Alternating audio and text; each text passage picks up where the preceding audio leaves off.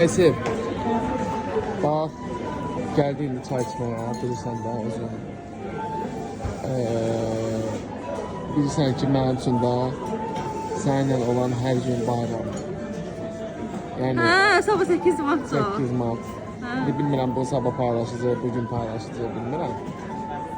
Buradan çıxandan sonra da sənə bir sürprizim olacaq. İnanıram ki, xoşuna gəlir. Məzələnirsən? Yox. Gülməyim gəlir, nəsə. Baxar. Hə, hazırsan? Hə, Gedək. gedin. Bası gözləri bağlayacaq. Dayan. Hoppa, getdik.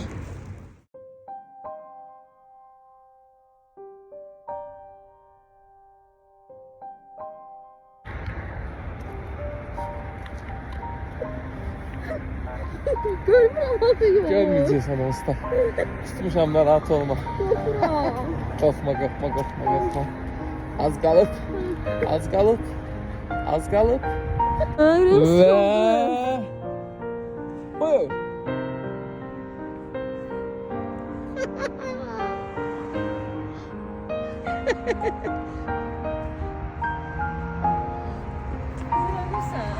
Neyməz eləyəm?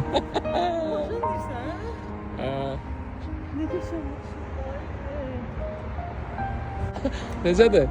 Qəşəngdir. Ürəyincədir?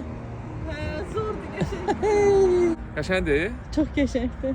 Məncə də çox qəşəng. Prosta indi bir dənə adamın pulu ola, bunu ala.